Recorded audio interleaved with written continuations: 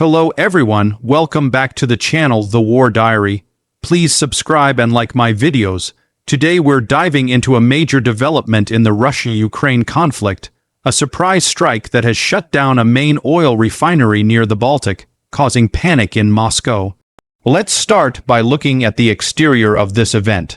The strike occurred at the refinery known as Kirishynftur. Sint is also called the Kirishi refinery in the Leningrad region of Russia.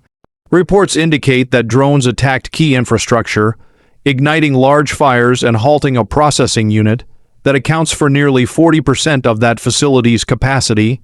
On the exterior, we can imagine the wide aerial view of the refinery complex: oil tanks, pipelines, storage units, pump stations, flaring towers. The strike created visible plumes of smoke, explosion damage to the exterior shell of the plant, and an immediate drop in output that rippled through Russia's energy sector. Moving inside to the interior, there are a number of critical details. Deep within the refinery, you have processing units, catalyzers, large distillation columns, cracking units, hydrogen units, fuel treatment modules. These are the heart of the facility. The unit reportedly hit was a furnace at the primary processing train, which means that a crucial portion of the facility's internal workflow was disabled. Internally, that means feedstock crude oil cannot be processed at the same rate. Distillation yields drop downstream units. Gasoline, diesel, kerosene are starved of intermediates. The fire and explosion likely caused internal damage. Insulation shredded, valves misaligned, instrumentation wrecked, control rooms possibly compromised, internal safety systems triggered. Because of that, maintenance work must begin inside, equipment must be shut down, inspected, cleaned, or replaced. The result is that the internal throughput is significantly reduced, or even halted, for weeks or more. Internally, the facility may also face secondary damage. Pipelines carrying hot fluids may have warped, sensors melted, emergency shutdown sequences triggered, and auxiliary systems such as power and cooling may be compromised. All of this inside the complex leads to large ripple effects. The refinery cannot deliver its usual volumes of refined petroleum products, and Russia's fuel supply logistics are affected. Also internally, the plant personnel must now operate in hazardous conditions: fire-damaged modules, potential leaks of hydrocarbons, risk of secondary explosion, air contamination with soot and toxic gases, structural damage. Maintenance crews must inspect structural steel, check pipelines, assess corrosion, replace damaged instrumentation, and deal with the downtime cost. Internally, this is a heavy blow to the whole operation. Turning to performance, the impact is clearly very serious. According to reports, this strike reduced Russia's overall oil refining capacity by about 20%. The fact that a key unit at the Kirishi refinery was knocked out means that that facility, which accounts for about 4% of Russia's total oil processing capacity, is unable to run at full speed. That reduction in processing capacity translates into fewer barrels refined per day, lower output of gasoline, diesel, aviation fuel, fuel oil, meaning fuel shortages, higher domestic prices, export constraints. The performance drop extends to Russia's ability to meet both domestic demand and export commitments. Analysts say that Russia is now under threat of cutting oil output because of these disruptions and storage constraints. So in performance terms, the refinery's internal throughput is down, output of refined products is down, revenue streams are threatened, and the supply chain is under stress. Now let's examine safety features. Even though this is more about damage and disruption than a product with safety features. On a refinery of this scale, standard safety features would include fire and explosion, proof design, blast walls, automatic shutdown systems, monitoring sensors, fire suppression systems, emergency venting, leak detection, and environmental controls. But the fact that this facility was successfully struck reveals that the protective measures were either overwhelmed or insufficient to prevent damage. Post-strike, the safety features must be reevaluated.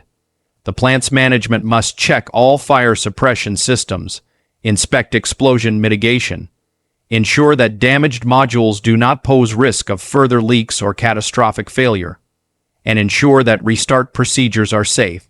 For the wider system, this event shows that the infrastructure's safety and resilience to attack is a critical vulnerability.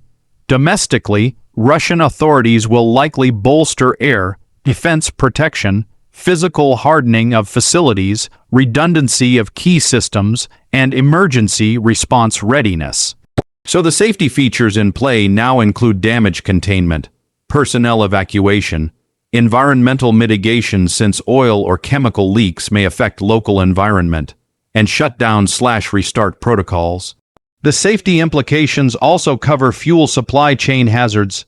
If refined product shipments are delayed or disrupted, there is risk of fuel shortages, black market activity, risk of accidents in transportation.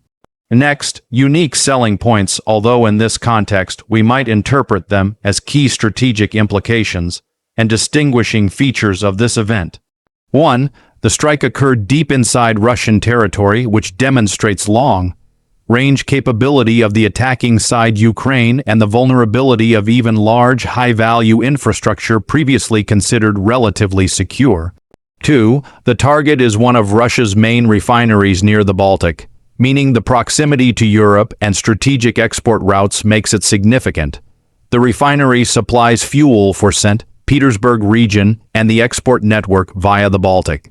3. The effect is not just localized damage but systemic. By taking out a chunk of refining capacity, it creates supply shock, price ripple, potential fiscal stress for Russia's war economy since fuel exports fund its operations. 4. The surprising element, Moscow is reportedly panicking because the strike reveals its energy security weaknesses. 5. The move signals escalation. Targeting energy infrastructure changes the calculus of war, raises risk for other facilities and the broader domestic economy. These selling points, or strategic features, make this event far more than just another airstrike. Regarding price, in the normal sense we'd speak of cost or economic impact.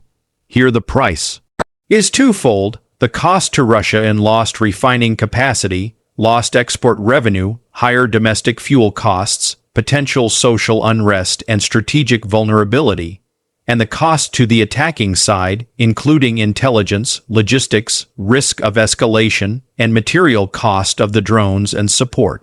For example, reports suggest daily losses from the suspension of exports via the Baltic oil port after a related strike could surpass $40 million. Moreover, the price for consumers in Russia will likely be higher fuel prices/outages, potential rationing, and eventually higher inflation. On the military side, Russia may now increase spending on defense of energy infrastructure, raising the opportunity cost of its war effort. So when making the video, we'll talk about the price Russia pays in terms of economic hit and strategic pain, and weigh it against the price of increased risk of escalation and response. In conclusion, this surprise strike on the Kirishi refinery near the Baltic Sea marks a major shift in the war economy of Russia. The exterior view of the refinery in flames underscores how vulnerable key infrastructure is.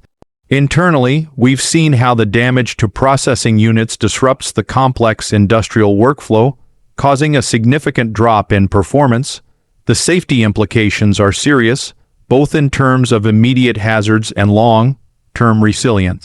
Strategically, the unique aspects of the strike highlight that Russia's energy backbone is under threat, and the resultant price paid is steep, financially, operationally, and reputationally.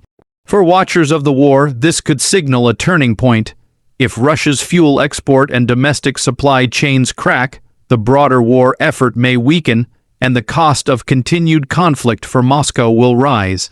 For you at home, it means we should pay close attention to energy markets, fuel prices in Russia and globally, and the broader geopolitical ripple effects. Stay tuned as the story develops. Thanks for watching the channel. Don't forget to hit subscribe and like if you found this helpful. I'll see you in the next update.